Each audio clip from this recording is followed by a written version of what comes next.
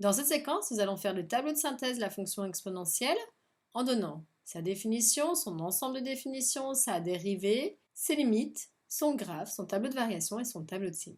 Donc faites une pause sur la vidéo, essayez de chercher tout seul et venez voir si vous avez juste. Donc déjà, la fonction exponentielle, elle est définie par e de x comme ça, ou si besoin, vous pouvez trouver exp de x. Mais on préférera la première notation. L'ensemble de définition de la fonction exponentielle, CD égale R. On peut calculer l'exponentielle de n'importe quel chiffre. La dérivée qui est très sympa, dérivée de exponentielle x, exponentielle x. On va aller faire son graphe. Eh bien, pour faire son graphe, il y a deux valeurs vitales à connaître, qui sont exponentielle de 0 qui vaudra 1 et exponentielle de 1 qui est notée justement E. Et son graphique ressemble à ceci.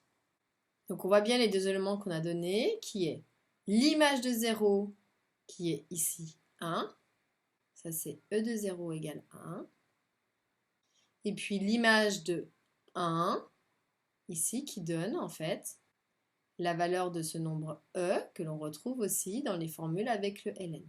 Ça c'est E, qui est aussi E de 1. Si on va voir les limites, limite lorsque x tend vers plus l'infini, c'est-à-dire que je me dirige vers la droite, le y a tendance à monter. Donc limite de exponentielle de x lorsque x tend vers plus l'infini, c'est plus l'infini. Ensuite, on va regarder la limite de exponentielle de x lorsque x tend vers moins l'infini, donc x tend vers la gauche, je me dirige vers les nombres très très grands négatifs, le y en fait se stabilise au niveau de 0. Ensuite, on va faire tableau de variation. Donc tout de suite, pour le tableau de variation, on met les bornes de l'ensemble de définition. Donc R, ça va faire moins l'infini plus l'infini. On imagine qu'on est sur la courbe avec un petit vélo.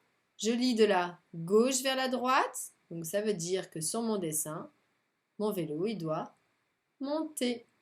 Donc ça veut dire que la fonction, elle est strictement croissante. On complète avec limite. Limite lorsque x tend vers moins l'infini, c'était 0. Et limite lorsque x tend vers plus l'infini, c'était plus l'infini. Dernière chose, son tableau de signes. Même élément, on met les bornes de l'ensemble de définition tout de suite. Moins l'infini, plus l'infini. Par rapport au tableau de signes, tout de suite on cherche à savoir, est-ce que l'équation f de x égale 0 a des solutions? Eh bien, non. En fait, la courbe ici va s'approcher, coller, coller, et ne jamais toucher. En fait, ici, il n'y a pas de solution. S égale l'ensemble vide. Donc ça veut dire que j'ai juste à regarder dans quelle partie est ma courbe.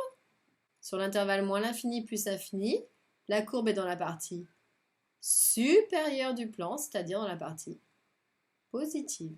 En fait, ce qu'il faut retenir, une troisième chose importante pour e de x, c'est que e de x, c'est une courbe qui sera toujours strictement positive. Et vraiment, ce strictement, il est très très important.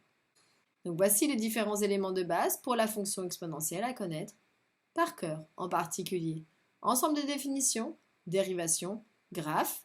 Le reste, vous pouvez trouver si vous avez le bon graphique en tête.